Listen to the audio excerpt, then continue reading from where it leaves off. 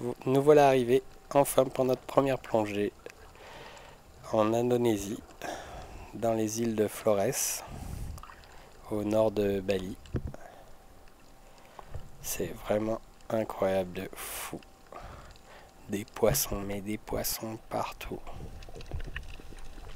Je suis parti avec Christophe et Caroline Christophe que je connaissais un peu plus, et Caroline qui sont des copains maintenant de la Colombie, avec qui j'étais parti avec JBL qui avait organisé l'expédition en Colombie l'année dernière.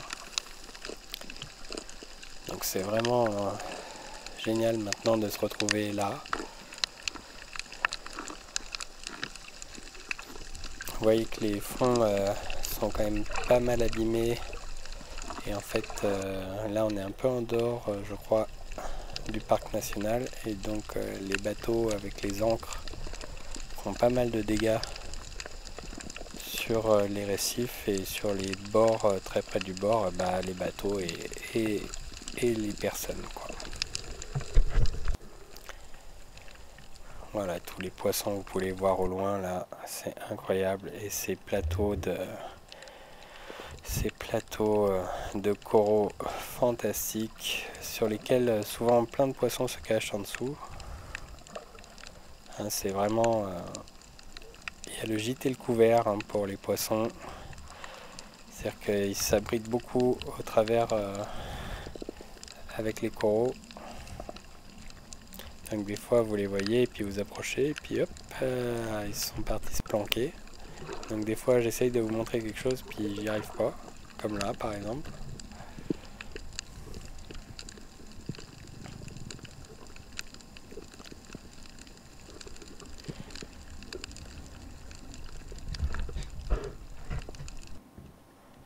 Donc ça, c'est vraiment un rêve de se retrouver là, il faut pas se le cacher. Pouvoir plonger comme ça en simple snorkeling et voir autant de poissons, c'est vraiment incroyable. Et c'est facile de plonger en plus, il n'y a pas beaucoup de courant. Moi je me suis cassé la cheville juste avant d'y aller, donc pour nager c'est un peu compliqué parce que j'ai qu'une seule palme du coup. J'ai qu'une seule cheville opérationnelle.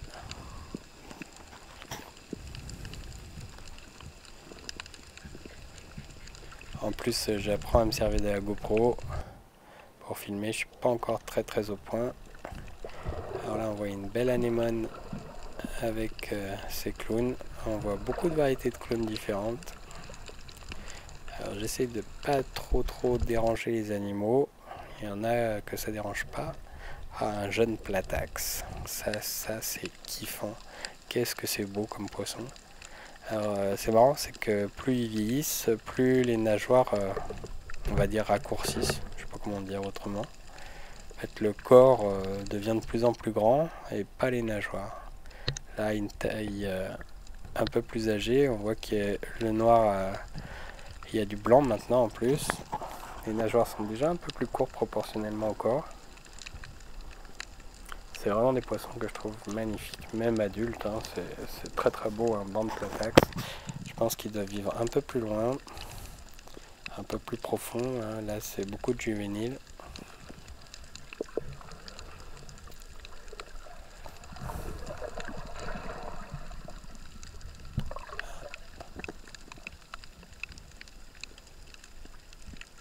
Il faut faire très attention avec les palmes aussi, pas se tenir debout sur les coraux pour pas casser les coraux. Essayer de nager même s'il n'y a pas beaucoup de profondeur par endroit, sans toucher les coraux. On a vite fait de faire des dégâts sans faire gaffe. Il faut vraiment, si vous avez la chance de plonger dans des endroits comme ça, soyez vraiment vigilant à essayer de ne pas abîmer les coraux. Alors bien sûr, hein, la nature, il y a des animaux qui abîment les coraux. Mais bon, c'est leur fonctionnement, c'est leur cycle, hein. Vous avez les tortues qui ne vont pas hésiter à casser du corail pour accéder à de la nourriture. Vous avez d'autres qui vont creuser avec leur bec, avec leur mâchoire. Mais nous, on est là en tant que touristes spectateurs. C'est déjà une chance incroyable d'être là. Et on va essayer que d'autres après nous puissent continuer de voir ça. Et je dirais même puissent avoir encore plus de chances de voir ça encore mieux si les gens se font attention petit à petit au milieu. Donc là on est, je crois, en dehors de la réserve. Hein, c'est bête, hein, mais des simples corps morts ou des choses comme ça qui empêcheraient les bateaux d'abîmer le fond marin. Regardez-moi tous les poissons au loin, c'est un truc de dingue. Incroyable. Il y en a partout, on ne sait même plus dans quelle direction aller. On se promène, on se laisse bercer. Moi, je nageais pas trop, je me laissais bercer un peu comme ça.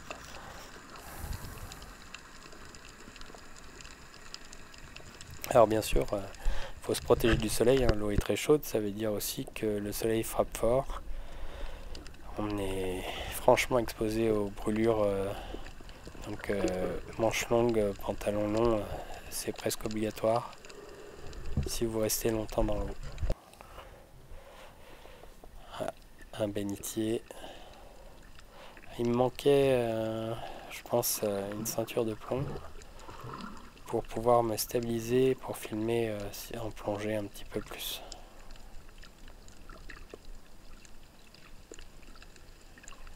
La diversité des coraux, même si beaucoup sont morts cassés. Mais on sent la capacité du milieu à se régénérer très très vite si on le laisse un peu tranquille.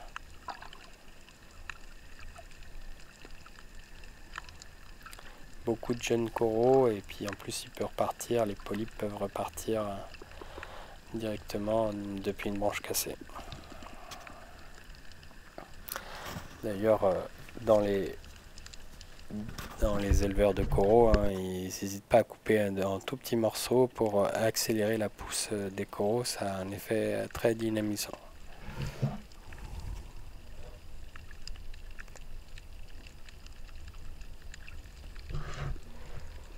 Il y a eu par endroits, je ne sais pas si c'était le cas là, hein, mais je sais qu'il y a eu de la pêche à la dynamite aussi dans certains cas de figure, soit pour récupérer du corail aussi pour faire des constructions, soit tout simplement pour pêcher.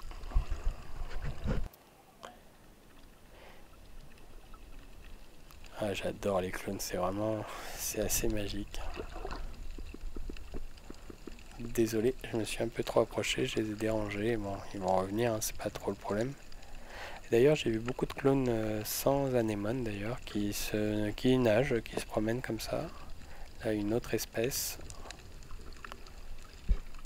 J'essaye de regarder, de filmer en essayant de pas trop les déranger ou de me positionner pour pas que ça les dérange trop. Et des fois, je me loupe, hein, je suis emporté par le courant, puis comme je nage, je suis pas très bon là dans ma nage.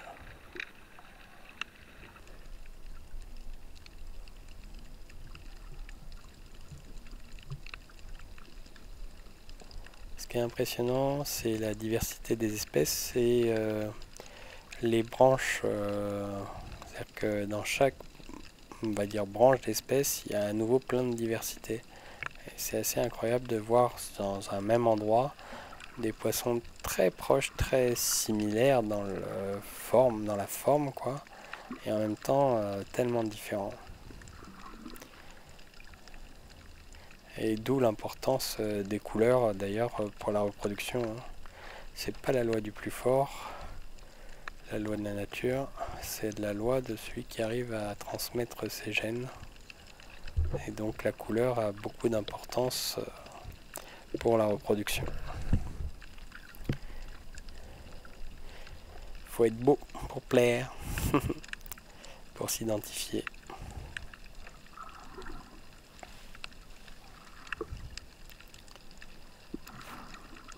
C'est aussi la loi de l'adaptation,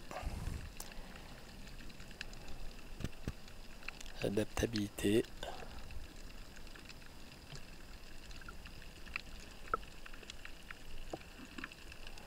Que beaucoup de poissons vivent en symbiose avec les coraux, que ce soit pour le gîte, le couvert ou les deux. Hein. Il n'y a vraiment pas beaucoup de prédation. Moi je m'attendais à avoir beaucoup de prédation sur les alevins, sur les petits poissons, et en fait tout le monde a l'air de vivre plus ou moins côte à côte. Alors, il y a de la prédation, hein, c'est certain, mais il n'y a pas une fuite des essaims d'alevins. Et il n'y a pas des groupes d'adultes qui vont te taper dedans comme des fous. Chacun sa chance.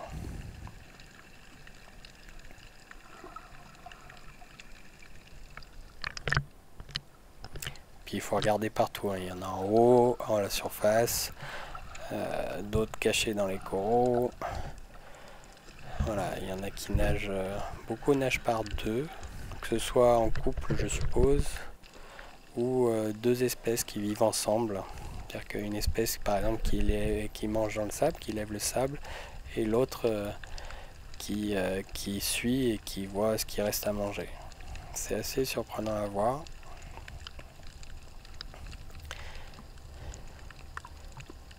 Avec beaucoup de labre nettoyeur, beaucoup de stations de lavage, un peu partout. Pas facile à filmer parce que quand on s'approche, on embête un petit peu, même de loin. Et on les voit qui se mettent, j'essaierai de vous en filmer, qui se mettent en position d'attente, un peu de biais comme ça, un peu à la verticale.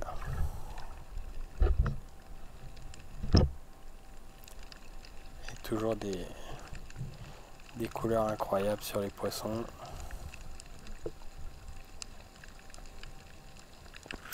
Ah, ici ce qui m'a étonné, c'est des oursins sans épines aussi que j'ai vu dans le sable. Alors, toutes les caractéristiques des oursins, moi je pensais qu'ils étaient morts, que c'était juste un squelette, et en fait j'en ai cassé un sans faire exprès. Enfin, bref, j'en ai cassé un. Et en fait, c'était vivant.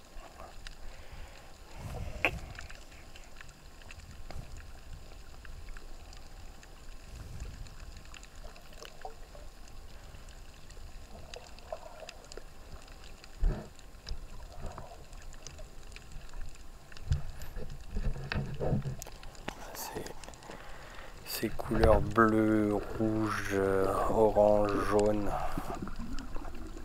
noir profond. C'est vraiment fou. Et regardez-moi cette densité de poissons. Ça me rappelle quand j'étais petit, quand j'étais en Méditerranée où il y en avait partout. C'est plus du tout le cas maintenant. J'espère que ça va pas suivre la même ligne pour ces régions-là. La dernière fois que j'ai plongé en Méditerranée, c'était très très décevant.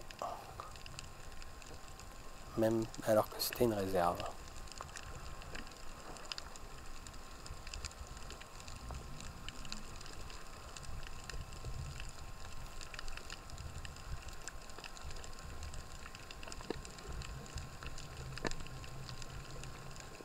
Alors bien sûr, en mer, dans l'eau d'une manière générale, la lumière pénètre assez mal et très vite on voit plus très bien. Donc les poissons, on les voit bien, on va dire jusqu'à 5 mètres de profondeur, et puis après ça devient plus compliqué, quoi. On voit encore, hein, le fond est clair, mais comme c'est des îles volcaniques, ça descend très très vite, c'est-à-dire que vous avez les coraux et la pente descend très très vite après. Vous avez une bande plus ou moins large de coraux.